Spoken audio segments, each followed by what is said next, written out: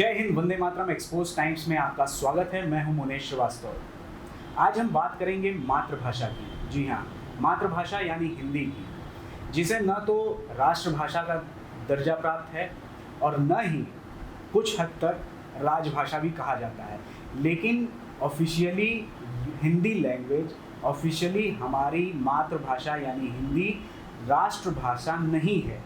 कई ऐसे घटनाक्रम हैं जिसमें हिंदी भाषा को राष्ट्रभाषा का दर्जा दिलाने के लिए कोशिशें की गई, लेकिन भारत में ही कई ऐसे राज्य हैं जिनकी आवाज़ें ऐसी थी कि हिंदी भाषा को राष्ट्रभाषा का दर्जा न दिया जाए। भारत में कुल 22 भाषाएं ऑफिशियली इस्तेमाल होती हैं। विदेशी भाषा जिसे हम अंग्रेज़ी के नाम से जानते हैं, वो भी हमारे यहाँ इस्तेमाल होती है और पूरी तरीके से यूज़ होती है। हम आज चर्चा करेंगे इस विषय पे, हिंदी मातृभाषा के विषय पे। इसके लिए हमने आमंत्रित किया है डॉक्टर राम सुधार सिंह सर। तो हम आपसे बात करेंगे और जानने की कोशिश करेंगे कि ये सारी चीज़ें क्यों हुई है, हिंदी भाषा की उपेक्षा इतनी ज़्यादा क्यों हुई। सर, आपका बहुत बहुत स्वागत है एक्सपोज टाइम्स में। धन्यवाद। अंग्रेज़ी को तो हम अपना ही चुके हैं। कई ऐसी भाषाएं जैसे उसमें उर्दू भी है, अंग्रेज़ी भी है, उसको हम अपना चुके हैं। लेकिन जब आधार की बात होती है हिंदी, और भाषा का आधार शिक्षा है, जिसके बलबूते हम अपने आप को कहीं खड़ा करते हैं, कहीं खड़ा पाते हैं।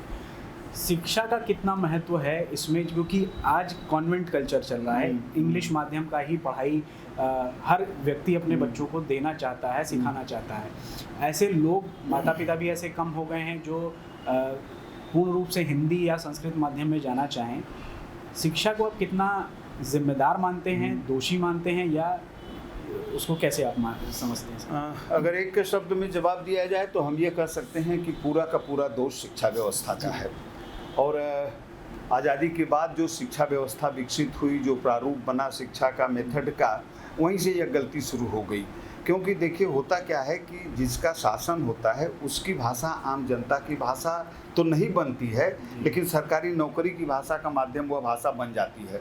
जैसे जब मुस्लिम शासन था इस देश में, तो उस समय फारसी उर्दू लोग पढ़ा करते थे, और जो उर्दू पढ़ लेता था उसे नौकरी मिल जाती थी। एक मुहावरा चलता था हम लोगों के समय में, पढ़े फारसी बेचे तेल, यह देखो कुदरत का खेल।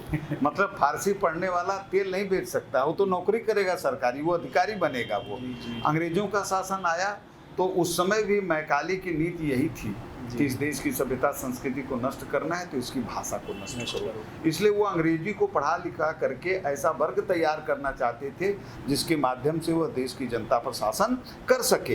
तो निश्चित रूप से जो अंग्रेजी पढ़ने वाले थे उनको नौकरी मिली, और वह परिपाटी आज़ादी के बाद भी चली। जो IAS PCS ऊंचे दर्जे पर बैठने वाले थे, वहाँ चूँकि अंग्रेजी का बोलबाला था, तो यह हुआ कि जब तक बच्चा अंग्रेजी नहीं पढ़ेगा तब तक नौकरी सरकारी नहीं मिलेगी।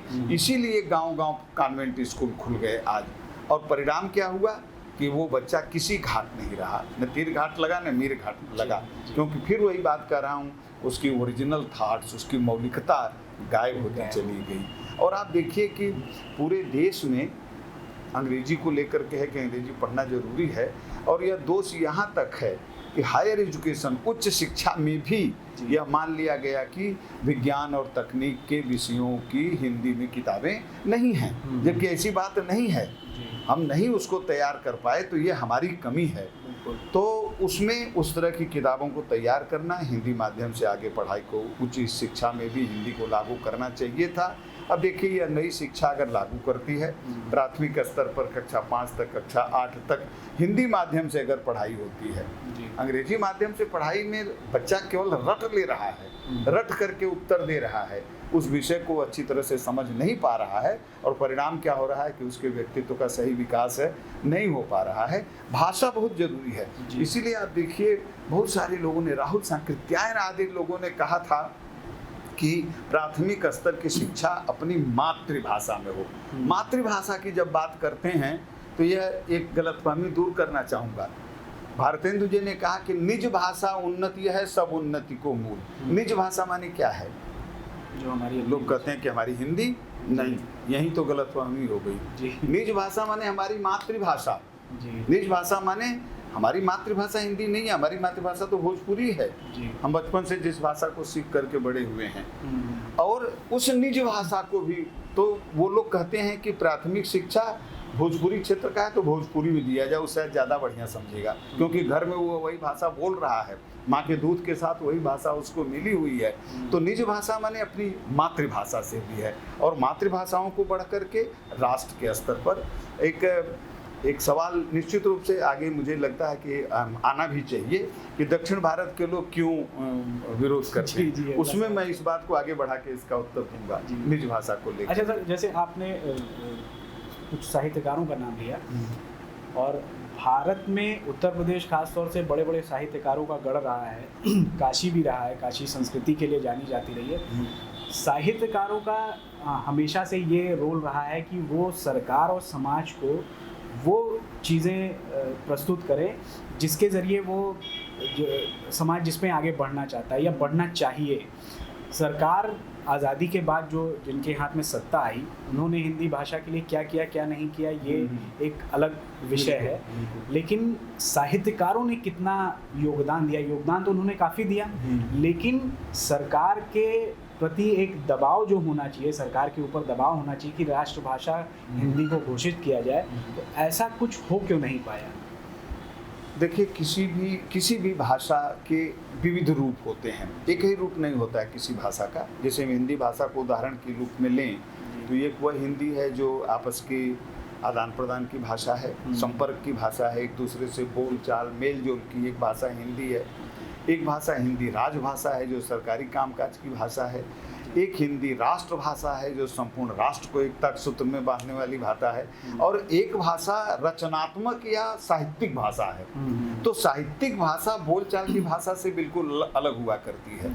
लेकिन साहित्यिक भाषा का महत्व क्या है कि किसी भी भाषा को समृद्ध बनाने में उसका रचनात्मक साहित्य कितना बड़ा है, उसके पास लेखन साहित्य कितना बड़ा है, इसको समृद्ध बनाने का काम करती है साहित्यिक भाषा और साहित्यकार। तो साहित्यकार का यह दायित्व होता है कि साहित्य की जितनी विधाएं भाषा की हैं, चाहे वो निबंध हो, कहानी हो, उपन्यास हो, कविता हो, इन सारी विधाओं में अधिक से अधिक रचना करके उस भाषा को समृद्ध बनावे। तो हमारे देश के साहित्यकारों ने, जिस उत्तर प्रदेश को आपने कहा या पूरा हिंदी बेल्ट को लेकर के हम कहें, इन सभी लोगों ने श्रेष्ठ रचनाएं, आज़ादी के बाद बहुत श्रेष्ठ रचनाएं लिखी गई हैं। छायावाद जैसा स्वर्ण काल आया, और बाद में भी बहुत से ऐसे कवि हैं, लेखक हैं जिन्होंने हिंदी साहित्य को अपने रचनाओं के द्वारा समृद्ध किया है।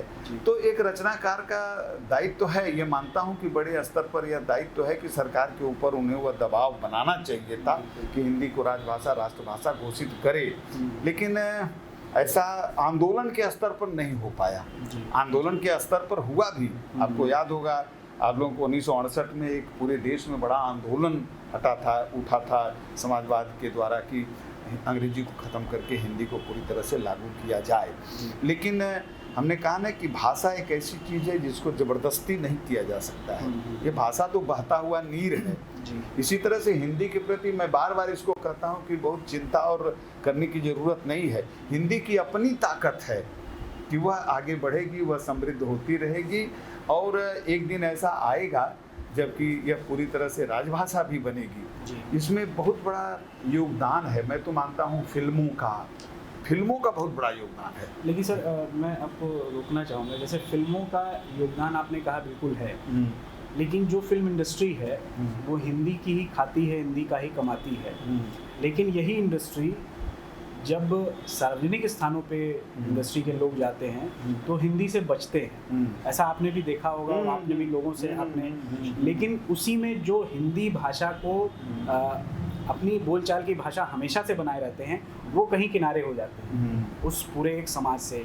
और मैंने, क्योंकि मैं पत्रकारिता से जुड़ा हुआ हूँ, तो मुझे ये पता चल जाता है कि फिल्म इंडस्ट्री में जो काम होता है उसमें जो स्क्रिप्ट होती है वो होती तो हिंदी की है, लेकिन वो लिखी इंग्लिश में जाती है।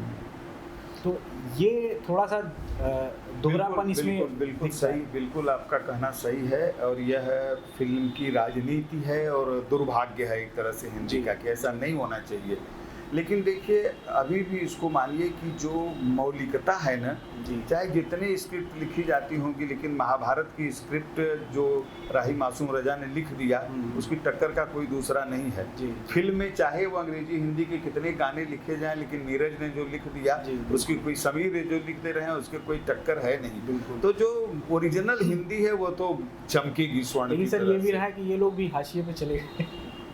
इनको हाशिए पर नहीं, तत्कालीन वो राजनीति होती है एक तरह की। फिल्मों में बहुत सारी जी। उठा पटक है जिसके बारे में हम सब लोग नहीं कुछ कर सकते हैं, लेकिन मेरे कहने का मतलब है ये था कि फिल्मी और गानों ने जी। इस हिंदी को दूर दूर तक फैलाया। मैं आपको एक संस्मरण सुनाऊं कि अरुणाचल प्रदेश के बिल्कुल इंटीरियर में, एकदम जंगल में, जहां सभ्यता शायद नहीं पहुंची है, वहां मैं पहुंचा और एक किनारे एक चाय की दुकान थी। तो मैंने कहा कि चाय दो, तो उसने संकेत किया कि मैं आपकी भाषा नहीं समझ पा रहा हूँ, लेकिन उसके बगल में रेडियो बज रहा था और मोहम्मद रफ़ी के गाने वो सुन करके सर हिला रहा था। जी। मैंने उसको गाली देते हुए कहा कि ये गाना समझ में आ रहा है और मैं बोल रहा हूँ तो नहीं।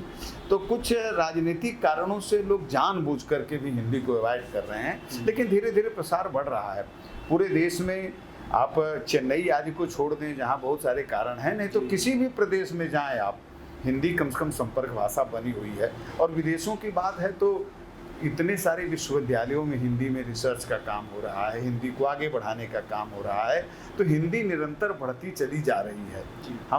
मैं तो यहाँ तक कहता हूँ कि आपको जानना चाहिए कि पूरे विश्व में किसी भाषा के लिए दिवस नहीं मनाया जाता है, पूरे विश्व में केवल हम हिंदी दिवस मनाते हैं। साल भर में एक बार हम रोना रोते हैं हिंदी के नाम पर, इसको बंद करना चाहिए। हिंदी के पास अपनी ताकत है। हाँ, यह हुआ कि सत्ता पर बैठे हुए लोगों के पास वो ताकत होनी चाहिए।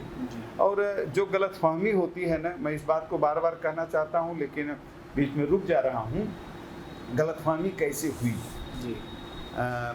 पहले निर्वाचन के समय जब वोटर लिस्ट बन रही थी तो उसमें होता है कि कैंडिडेट के आगे मातृभाषा लिखना होता है।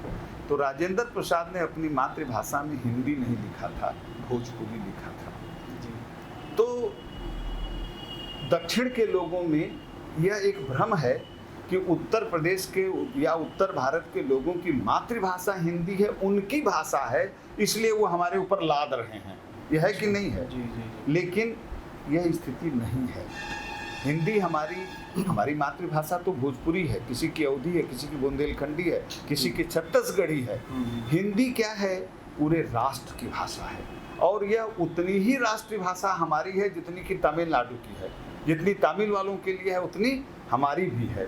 जिन लोगों ने हिंदी के लिए, तो एक राष्ट्रीय स्तर पर हिंदी को समझने की ज़रूरत है और शायद यह गलतफहमी हम दूर कर सकें तो एक बड़ी बात हो। जी, बहुत बहुत धन्यवाद। तो अगले एपिसोड में फिर मिलते हैं, तब तक के लिए धन्यवाद, नमस्कार, जय हिंद।